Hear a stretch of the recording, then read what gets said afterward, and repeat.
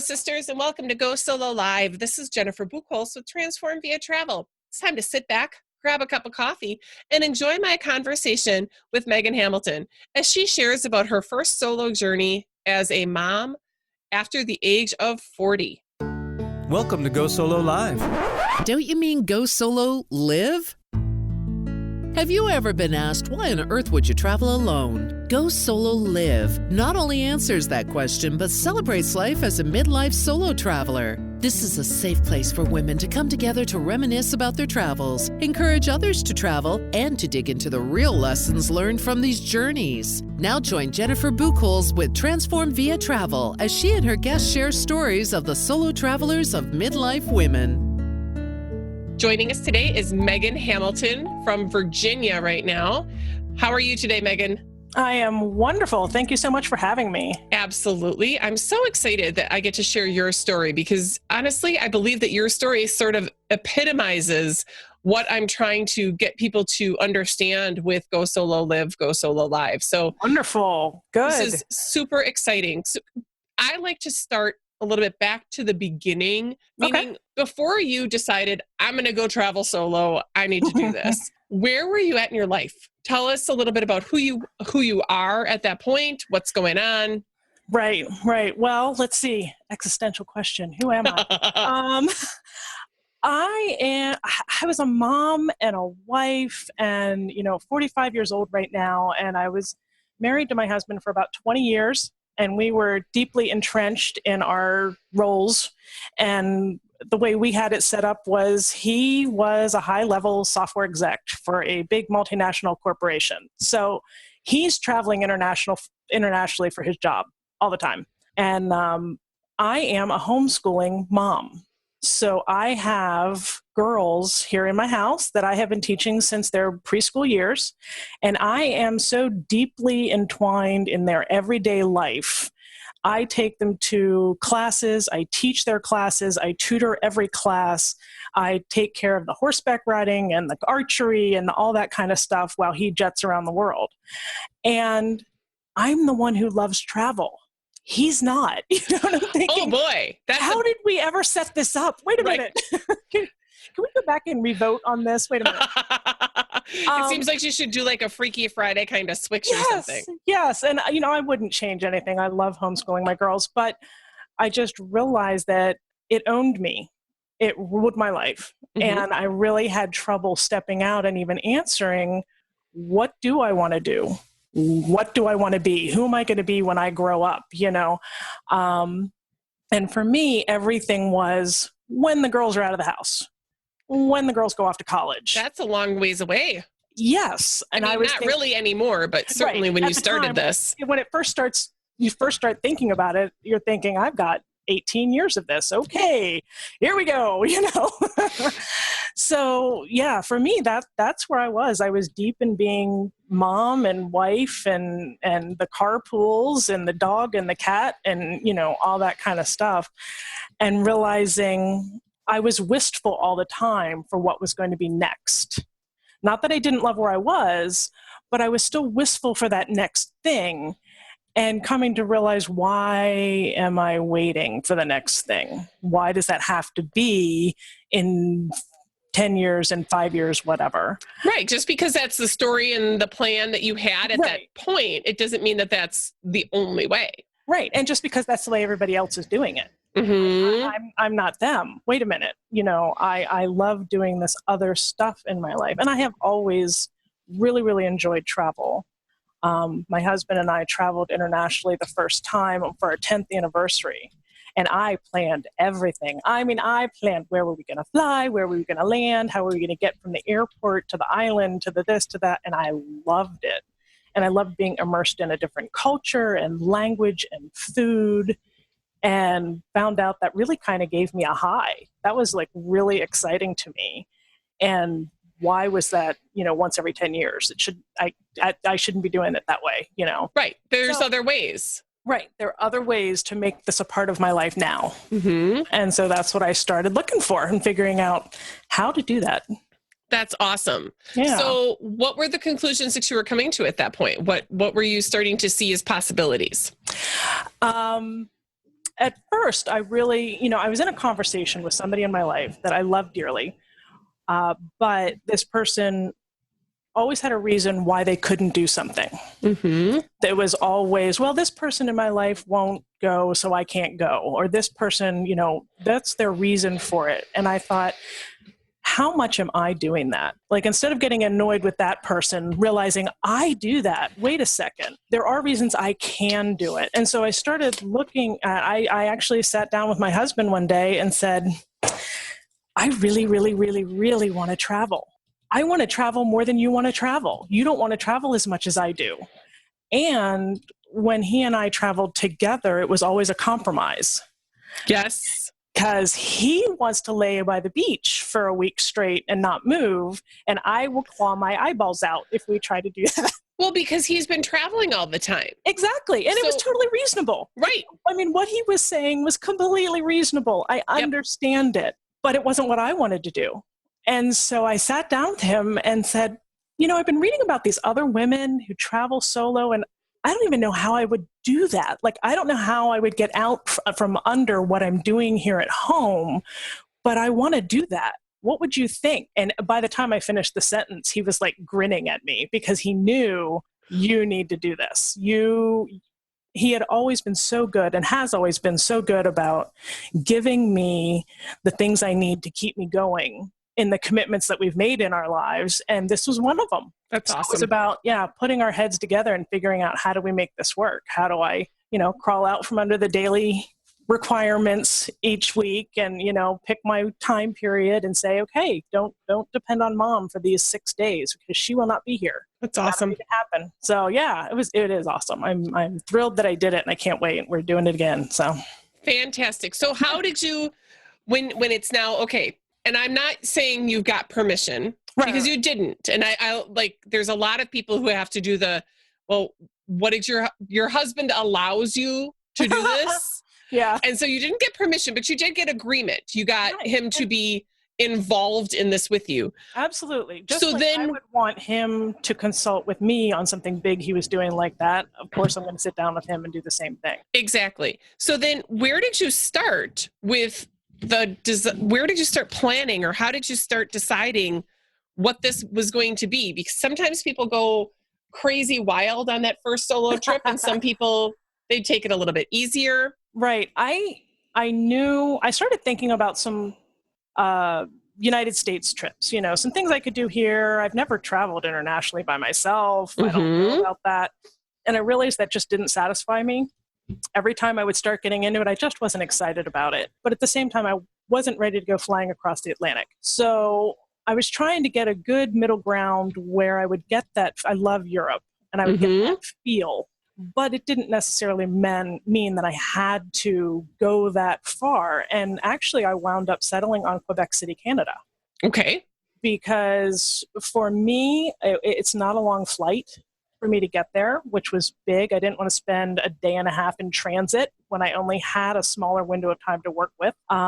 But they're very French speaking. So I would be surrounded by something that was very different. Yes. And a different language that I do not know at all. Like, I can say bonjour and that's it. Okay. So I could go and learn about, I like history and culture and art and food. And so it was a place that had that, and was a different country that I had not been to since I was like 2 years old. But it wasn't a big, huge leap. I didn't feel it wasn't anything unsafe that my mother would freak out about. So that's how I settled on my location. That sounds fantastic. Yeah, it was. It was a really great trip. What were a couple of things that were really important to you to do on that trip? I said at the outset, I wanted to take one whole day and just be in my own head. I wanted to have a little time a day, some window of time to just reflect on my own life. And I didn't want, I'm all for other people having their, eat, pray, love moment or whatever, but it didn't have to do that for me. Mm-hmm. Just a chance for there not to be other noise in my head all the time, and the requirements of other people on my time while I was there, that I can make my own decisions about where I'm going to go today and what I'm going to eat today, and eat when I want to eat, and walk as far as I want to walk, And, if I want to spend 4 hours in an art museum, which my kids and my husband would just despise, I could do that because I'm by myself and Right. I don't have any of those other requirements on me. And actually what was interesting is I found out that's really hard for me. I got there and realized it's so automatic. And I think this is true for so many moms. It is so automatic for me to think, but Lydia's not going to like that. And Katie can't eat that. And, Scott, he'll only walk this far. And then maybe we should take a cab. And automatically adjusting what I wanted to do based on what I knew the desires of the people around me were. Okay. Instead of saying, no, this is what I want to do, and I can actually just go do that.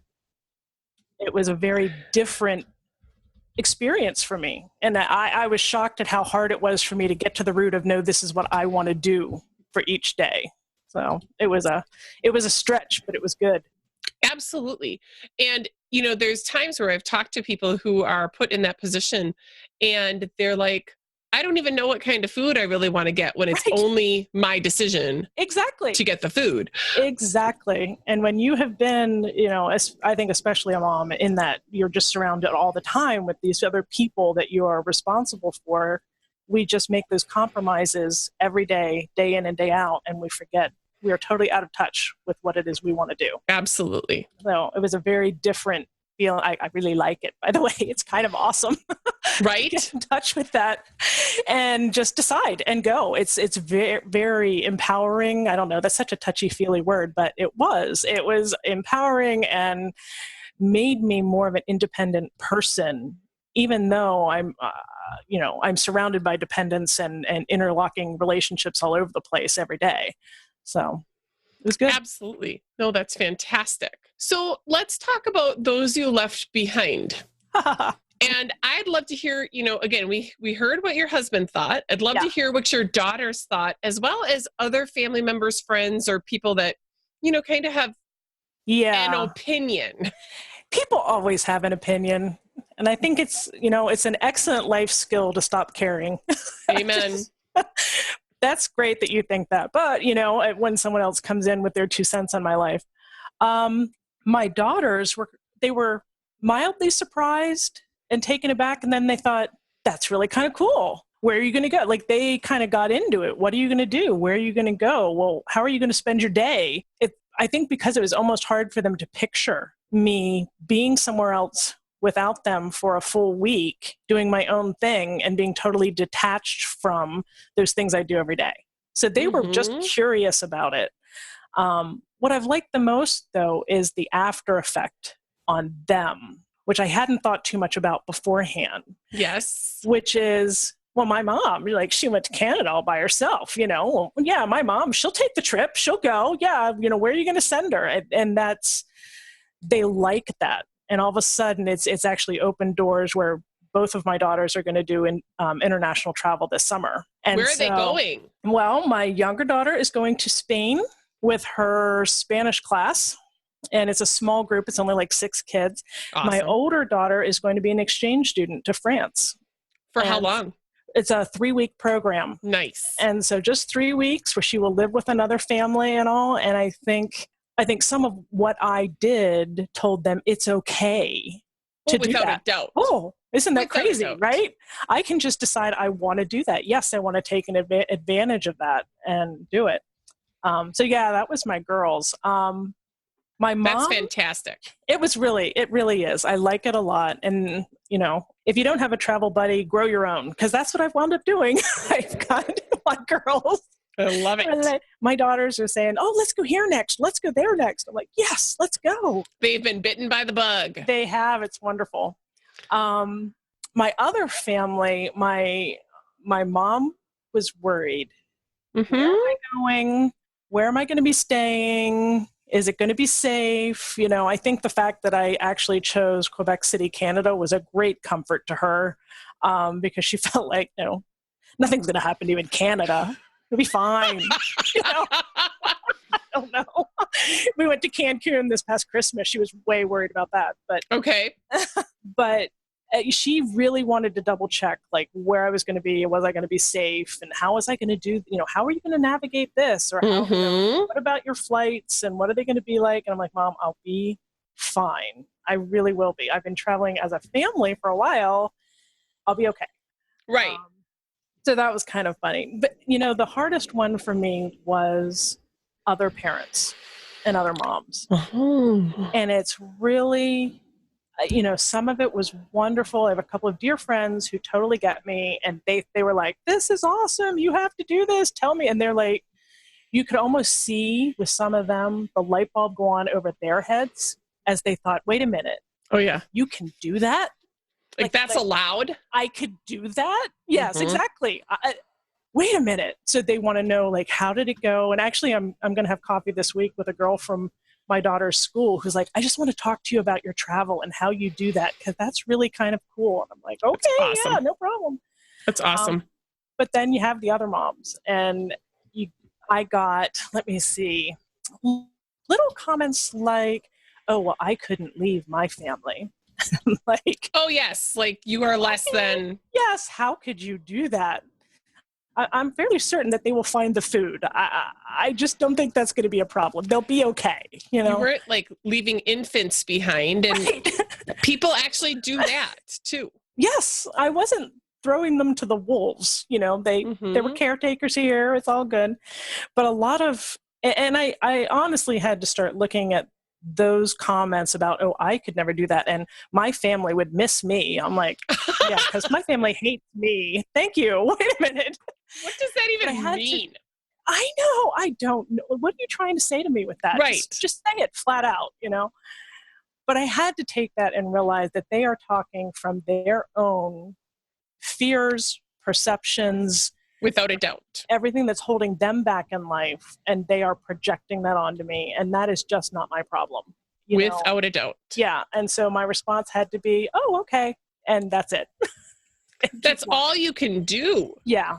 But my favorite was, I was in the airport, actually, and on my way to Quebec City, and I'm sitting there at the gate reading my book. A lady sits down beside me and strikes up conversation about where you're going and why, and so it comes out that I'm a mom, and I'm going to Quebec City, and just because I want to, and by myself. And right. What am I going to do? Whatever I want.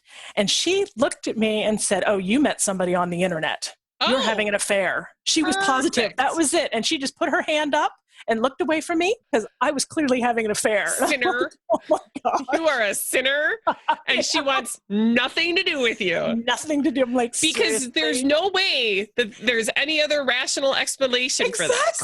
Exactly. I'm thinking, how sad is your life that you cannot even comprehend I would do this for any reason other than to sleep with some guy I met on the internet. I don't even... Who lured you, who must have lured you into his tempestuous ways. Hey, I was just astounded by that. I'm like, okay, whatever.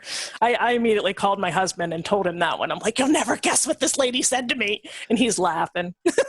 But that's the unfortunate situation, is that there are so many presumptions, and it just feels like, it's so true. I'm not going to say unfair, but really? Right. Can you not imagine that I would want to do this for me? And that it's okay for me to do this for me. Exactly. Because I enjoy it. And I'm not doing anything, horrible, sinful, neglectful, whatever. With the blessing of my whole family and with all of us enjoying putting it together, this is totally okay.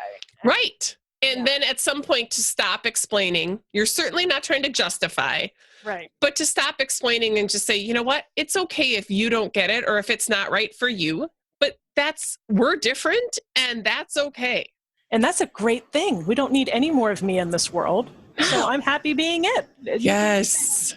So, yeah, that was very eye-opening for me. And some of it has been wonderful, like I said, and some of it has been a little tough. And, when those come from people that are your friends, your associates, that you never realized they would have those thoughts about you, that's a little jarring, and it takes some practice to separate myself away from it and say, it is not my problem what their judgment is. Exactly.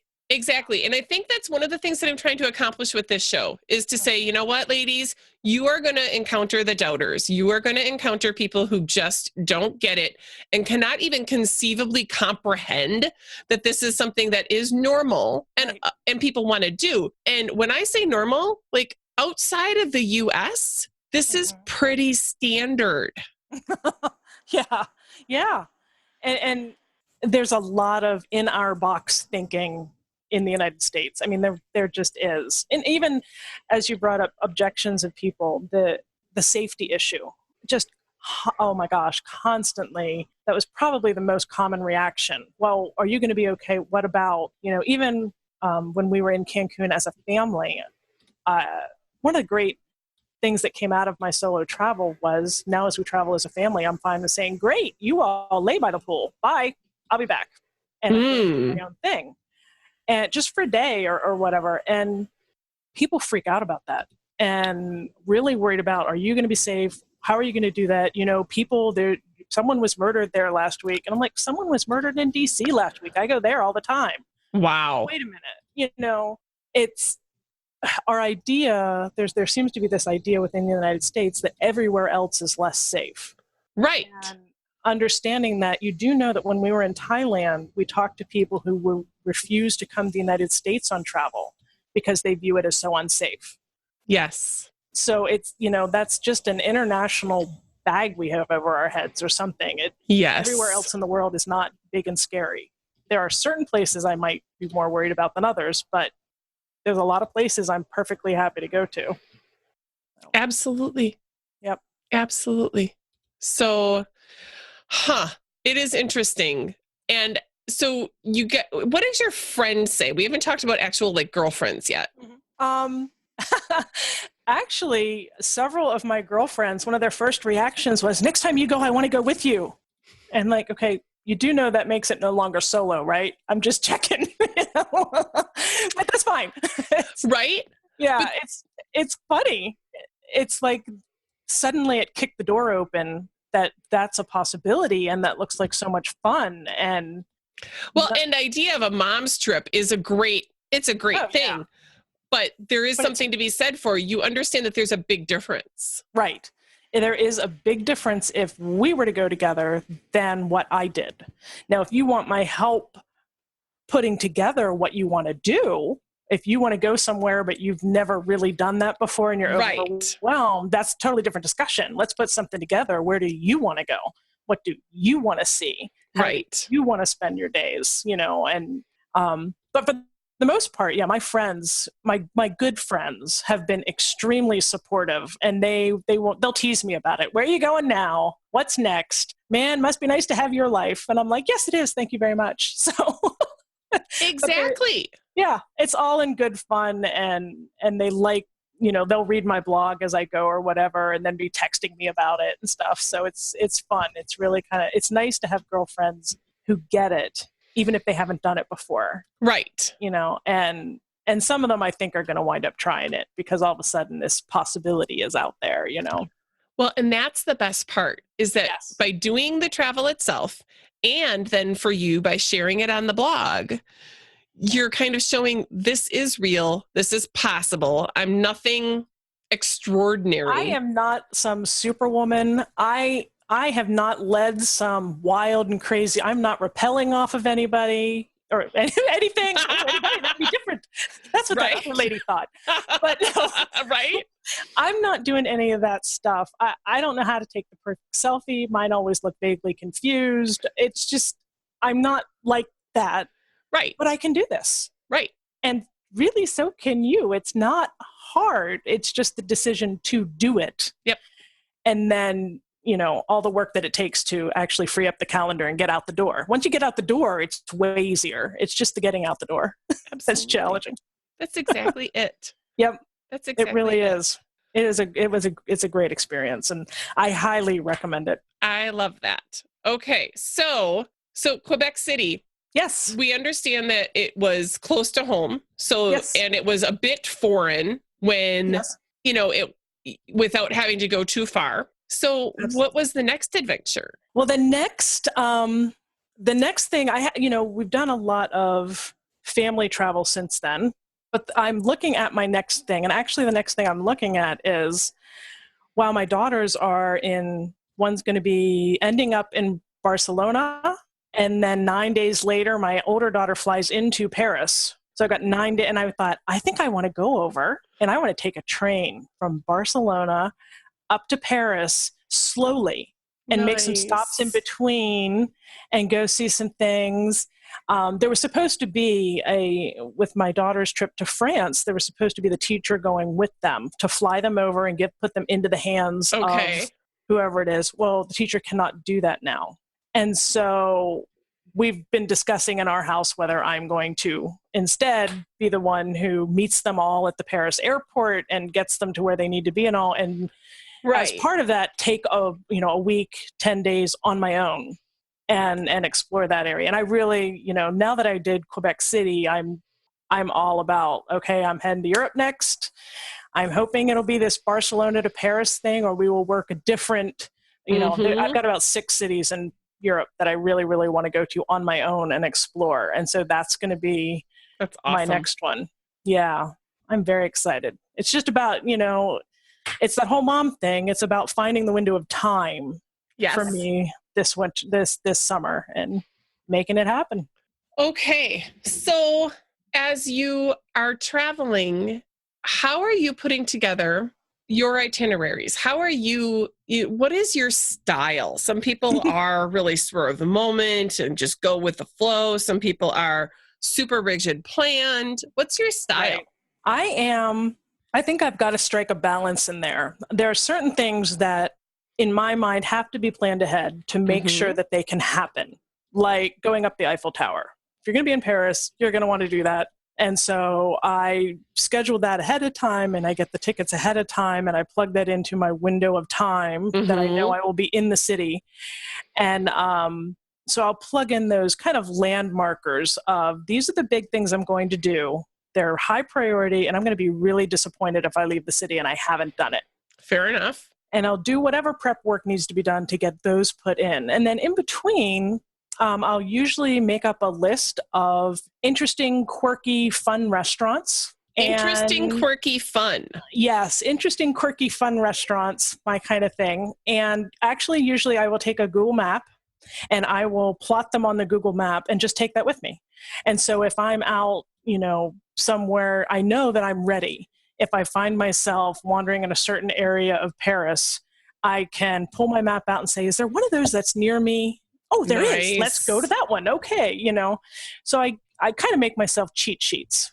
I will book my hotel a lot of times actually we do like an Airbnb or a vacation rental by owner, and then put in my big things that I want to have, those 2 or 3 things I've got to do in the city, and then have a couple cheat sheets for myself of other options. Nice. And then I can choose to do them or not when I'm there based on mood. Yep. And based on, my feet are too tired, I'm not walking all the way over there today, or whatever it is. Yep. And gives me the freedom to say yes or no to those things. Perfect. And the other thing really that I think is really important is giving myself the permission to break those plans, which I've done. When I went to Quebec City, I had planned on taking the train up to a little city up north for a day. And I got to the point the night before that, and I thought, you know what? There's more things I wanted to see here in Quebec City. I'd rather take my camera and explore that. And so I'm just going to call up and cancel. Okay. Do that tomorrow. And that's okay. And, I'm not used to doing that in my life. Life, when I make a commitment, I make a commitment. I am going and I am doing. No matter what. Exact. Come hell or high water, man, I am there. Well, to be okay with it and say, this is my week. This is my time where I get to decide how to spend it. And so if I want to bail on some of my plans, I can do that. And walking away and just, spending the afternoon with my camera in a park, if that's what I want to do. Totally. Absolutely. Okay. Absolutely. That's fantastic. So you talked about the funky food spots. Yes. What are some of the other things that you like to add to your travel agenda? I love history. Okay. So if there are any UNESCO World Heritage Sites, those always make it to the top of my list. I've got to go see it, wander through, listen. I'm a total nerd when it comes to stuff like that, because I will actually, like, we went to Venice and I read like 3 books on the history of Venice before we went, just so I could walk through the city and know. And my family will laugh at me. My husband was with me in Venice, and I'll say, down this street, that square right there, it wasn't a square. It used to be where they would bring the boats in, and you can see that right there. That's like a doorway that they would go up in and all this stuff. He's like, you've never been here before. I said, I know, but I read all about it, But I know. But I know. I learned all of this and I love it. It's so cool. And so sometimes my family's just like rolling their eyes at me, but then, how many times later it's the thing that was so interesting, and hey, did you know? And I'll hear them repeating it. So I love those things. I'm always looking for the site that plays back into history. That's awesome. And the other one is art. I love going to art museums, spending as much time as I want wandering through and studying the paintings and getting up close and looking at them and how did they work. I'm totally not artistic. I tried watercolor and I suck. I'm really bad, but it's fun. And so I love going and just looking at what was the techniques used, who did this, Sure. Stepping back and looking at it from a distance. And so spending that time without feeling like there's any pressure on me that I've got to be somewhere else, or I've got to hurry up because everybody else is hating this, Right. So yeah, those are usually, I love the funky, quirky food places. I love history. I love the anything art related, going to a museum, or even better, street artists. If there's an area where street artists usually hang out, I always want to go there and walk through and usually buy a piece to take home that you can, slip into the suitcase, and the way I remember my trip. So I love it. Let's go down that path for a minute. Yeah. Souvenirs, the way that we remember our trip. So Yes. You might not be able to tell by the background in my space right now, but I have tried to go to the minimalist route. Right. And so when I travel, I've never been a big souvenir person to begin with. I'm terrible at photography. I'm terrible with, I'm like, if I want to see it again, I'll go back. I don't know. It's a very laissez-faire attitude with that. So I'm only bringing things back that I can use. I'm super firm on that. What are especially having a family, what are your like souvenir rules and things that you like to have to remind you? Right. Well, for me personally, I'm always thinking small and packable. I don't like big, huge suitcases. I don't want to haul it with me. So I am big. My family teases me that I need a 12-step program for scarves, because that's what I'm always drawn to when I go to any city, especially ones that are locally made, or an artist who makes them, scarves of some sort, because then you can have the really basic travel outfit, your black shirt, your black pants, your black sweater, or whatever, a little, if it's summertime, a little cotton dress, but you throw that scarf on and you suddenly look like you've got your life put together. And so I'm big on getting a scarf from wherever I go, or a small piece of art, something like a watercolor painting or some little painting sketch, because it can just be slid into the suitcase real easily and doesn't take up any space or add really any weight. Got it. Usually, I don't want any space or any weight being taken up. This has to be very small so I can tuck it in there. And then, and I love to hang those things then here at home in the master bedroom, in the master bath. So when I get up in the morning, oh, look, there's my picture from Quebec City. And that's what we picked up in Thailand. And so it's a reminder to me of the places that I loved being, that I can put on the walls here. And every once in a while, if I really feel like it's worth hauling something home, I will pick up, like we got a hand-carved turtle, a wooden turtle in, I guess we were on Maui, and there was actually a guy on the side of the road with a table, and he was sitting there carving them himself, and we pulled over, and I said, I want one of these, and he promised he would bring it to our hotel and deliver it, and he did the next day. And so that one, I actually carried home on my lap, but I don't often do that. That's a rarity. That is awesome. Yeah. Although the other one that I I bit the bullet and hauled home was a rug from Thailand. And so we were in Thailand, and we went there because we have friends who live in Thailand. I'm big on taking advantage of things. Don't invite me to your, you've got to come see me in, Right. Timbuktu, because I will totally go. And Right. so we spent a couple weeks there, and they took us over to a shop they know of that they use to furnish their house with rugs, handmade rugs. And we bought one there in Thailand. I hauled that thing all the way back home with just me and the two girls, and it weighed more than all three of us put together. It was quite an adventure getting it home, but it looks great in my family room. So yeah, I'm big. I also like it. It has to be something that's going to either furnish my house, hang on a wall, or I'm going to wear it. I don't do knickknacks at all. So. There you go. So again, we all have our own sort of rules of how we're going to bring the piece of the travel home with us. Right. Again, that's one of the reasons why I love taking a cooking class, because then I'm bringing home like a cooking style. Right. Bringing home knowledge that I can then put to work once I get home. And I've done that in a couple of different places. I've taken cooking classes, learned how to make pizza in Florence. So much fun. Oh my gosh. And you can come home and make a little pizza just like I had in Florence. It'll be wonderful. Right. So yeah. Absolutely. That sounds fantastic.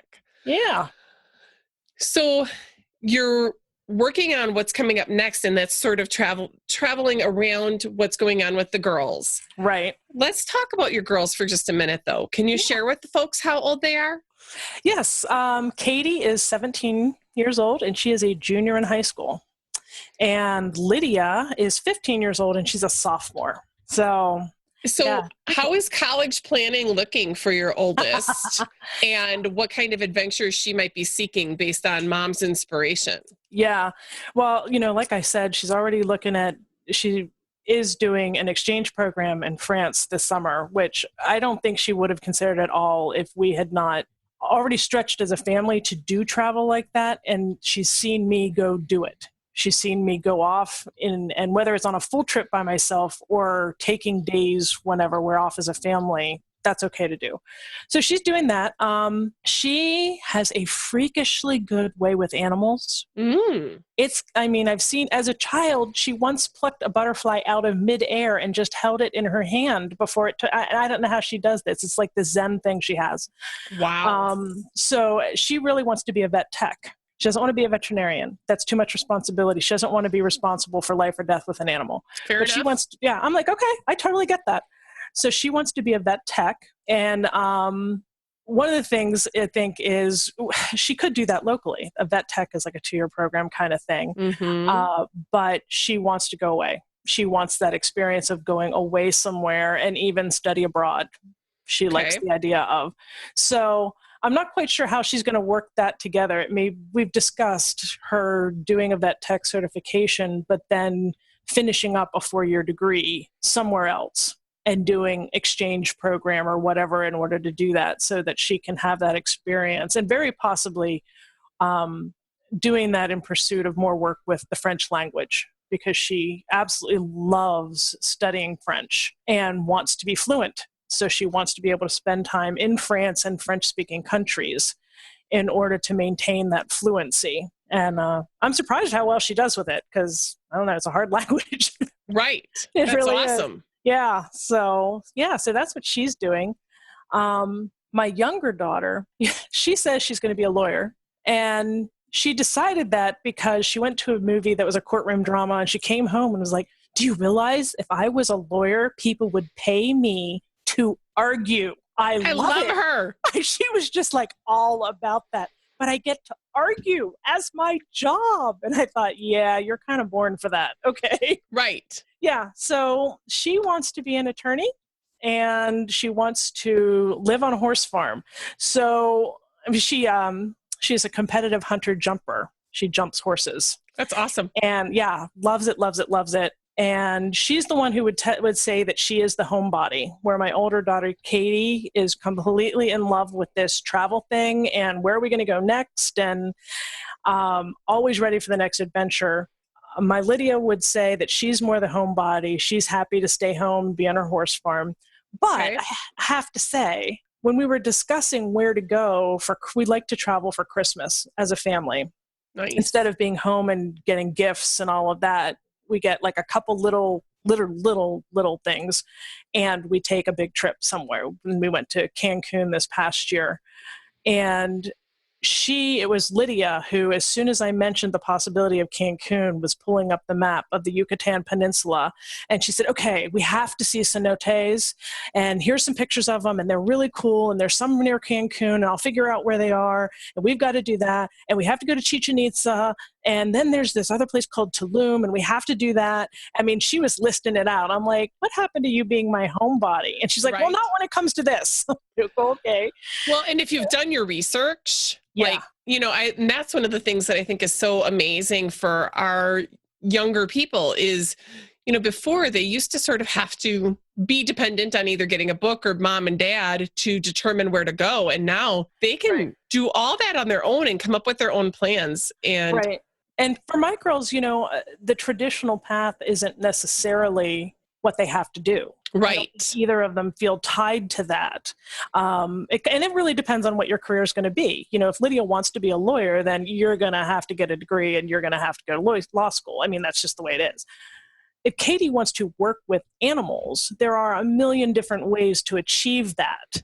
And okay, she wants to get the vet tech certification, do that. But do you want to pursue wildlife biology? There's lots of places that you could go that are French-speaking that you could pursue that. And she is all about figuring out somewhere interesting to go and those kinds of adventures in life. That's awesome. I think it just opens a lot more doors for them. And they are the first ones now.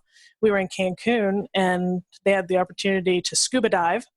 So we, as a family, scuba dived, and we all took a lesson together, and we all scuba dived, and now they all want to get certified divers. I highly recommend it. I highly recommend it. It was really, really, really neat. And especially, Lydia, I didn't think she would be as excited. She's the quieter one. She's the more timid, but she was all over that. And Kate, both of them said, that's it. They want to be certified wherever our next trip is as a family. It's got to be somewhere they can dive. And it can really be a game changer for family travel. And I will say that it's best if everybody in the family is certified.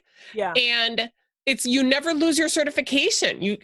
Which amazes me. I'm like, so we just do it, and we could have just gotten certified while we were there in Cancun, and that's it. We have it forever. Exactly.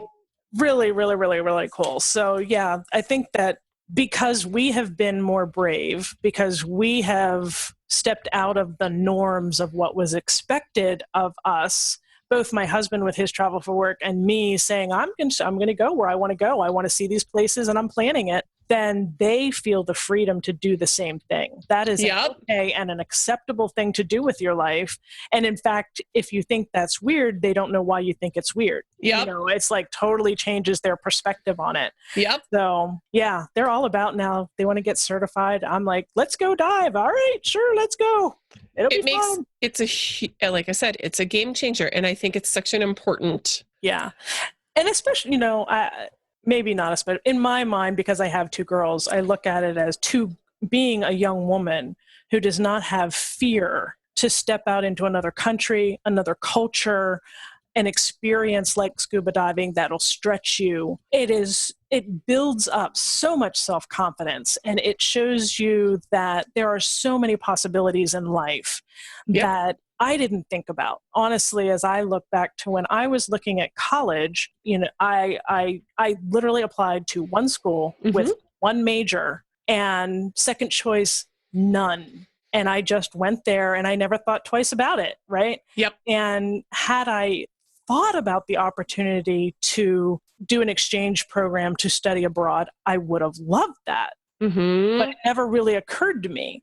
And so I don't want my daughters to miss out on opportunities just because they don't know it's an opportunity. They don't know it's a possibility. Didn't even know it existed, right? Right. I want to put all the options on the table for them. And then you can choose what you want to do. You don't want to do it, that's fine. Yep. But at least it's a possibility and you can go do that. And so, yeah, we're growing some very daring children. The grandmas we don't tell the grandmas about things until afterwards. It's best that way. That makes sense. Look what we did today. It was so much fun and we're all fine, So, oh my gosh. Megan, go ahead. When we took the girls to Thailand not this past Christmas, but the Christmas before. And we arrived on Kokood, and we wanted to go to this waterfall. And we didn't know how we were going to do it. We wound up hitchhiking with the girls to the waterfall. Huh? And it was another one of those moments where you're thinking, what am I teaching my children? But we told the grandmas about it afterwards, and we were like, it's fine. We were okay. There's only so far you can go on this island. It was going to be okay. And, it just stretches them. Now it's one of their favorite stories about how we got to the waterfall on Kokood. Mom took us hitchhiking across the island, and it was great. We had so much fun. No problem, people. This is The good. parents are probably a little worried when they send their kids to our house. But that's okay. All those ideas you might be putting in their heads. I know. We're so crazy. Oh my gosh. Megan, I could probably sit here and talk to you for hours. You have been such a joy, but we are actually almost out of time. And I want to make sure that you get a chance to share with everybody where they can find you, connect with you, follow you, and see what you're up to next. Well, thank you. Our blog is wandertoes.com. And there's stuff on there about families and also my solo travel. And I'm also on Twitter and Facebook, just at Wandertoes. You'll find me. And that's about it. I thank you so much for having me on. It's been fun to talk to you. It's always fun to talk to another woman who gets it, who gets excited about doing these things and stepping out of your comfort zone. And I really appreciate the opportunity.